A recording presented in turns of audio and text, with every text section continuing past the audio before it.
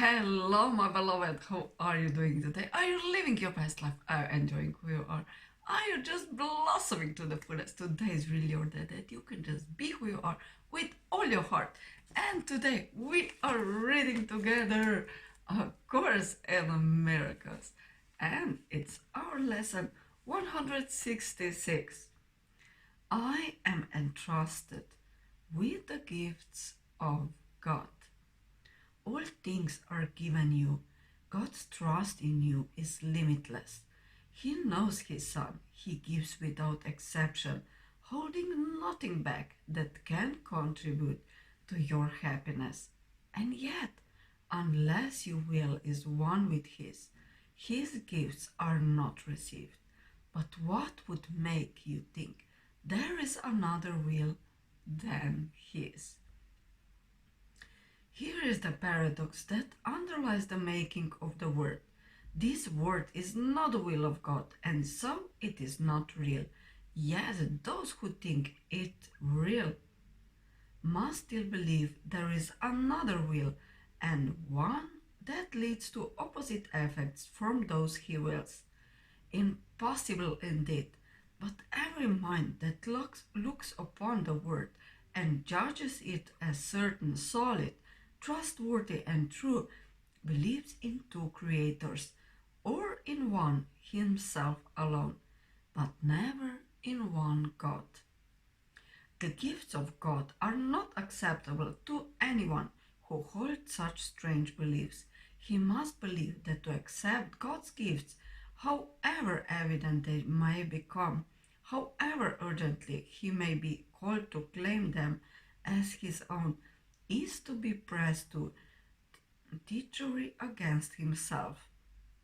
He must deny their presence, contradict the truth, and suffer to preserve the word he made. Here is the only home he thinks he knows. Here is the only safety he believes that he can find. Without the word he made is he an outcast, homeless and afraid.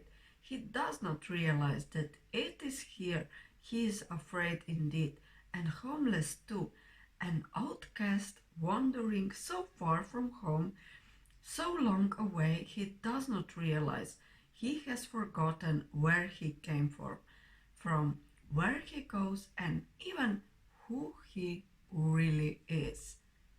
Yet in his lonely, senseless wanderings, God's gift go with him, all unknown to him. He cannot lose them, but he will not look at what is given him.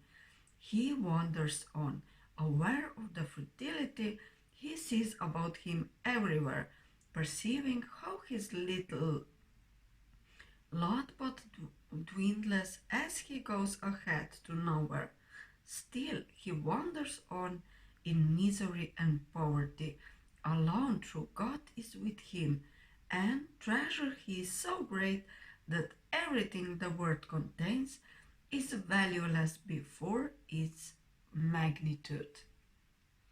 He seems a sorry figure, very worn in treadable clothing, and with feet that bleed a little from the rocky road he walks. No one but has identified with him, for everyone who comes here has pursued the path he follows, and has felt defeat and hopelessness as he is feeling them. Yet is he really tragic when you see that he is following the way he chose, and need but realize who walks with him and open up his treasures to be free. This is your chosen self, the one you made as a replacement for reality. This is the self you savagely defend against all reason. Every evidence and all the witnesses would prove to show this is not you. You need them not. You go on your appointed way with eyes cast down, lest you might catch a glimpse of truth and be released from self-deception and set free.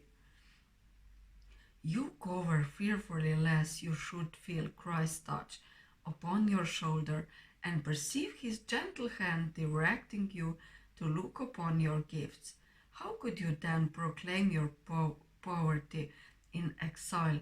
He would make you laugh at this perception of yourself. Where is self-pity then?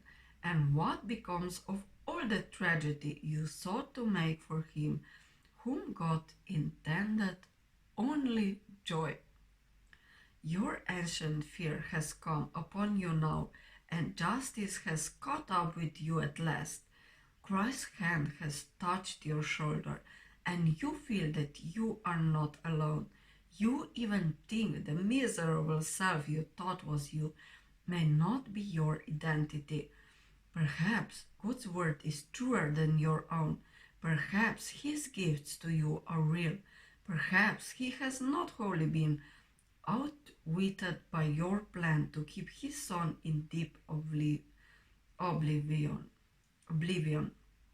and go the way you choose without yourself.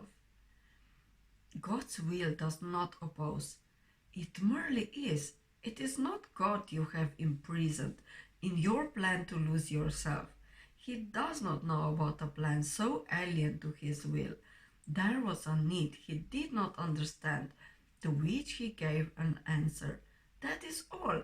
And you who have this answer given, you have need no more of anything but this. Now do we live, for now we cannot die.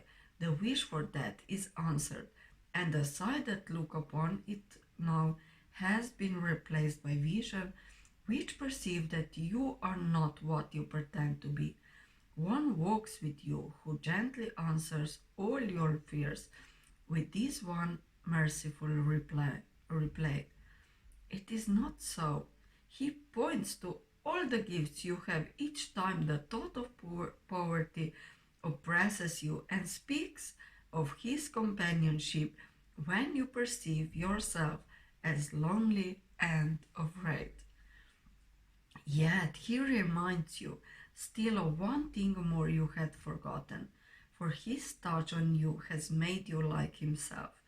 The gifts you have are not for you alone. What he has come to offer you, you now must learn to give. This is the lesson that his giving holds, for he has saved you from the solitude you sought to make in which to hide from God. He has reminded you of all the gifts that God has given you. He speaks as well of what becomes your will when you accept these gifts and recognize they are your own.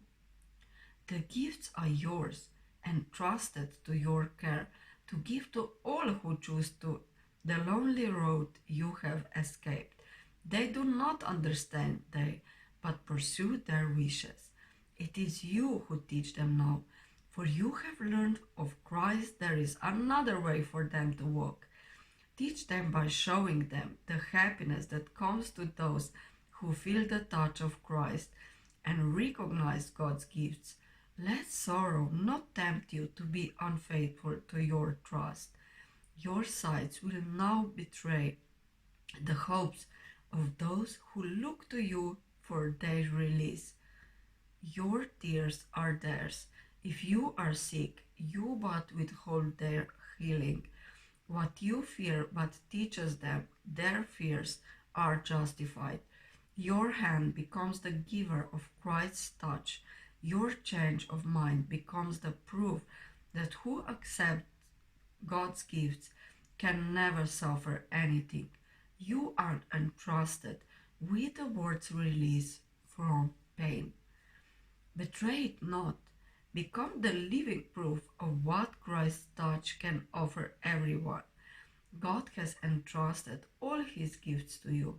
Be witness in your happiness to how transformed the mind becomes which chooses to accept his gifts and feel the touch of Christ.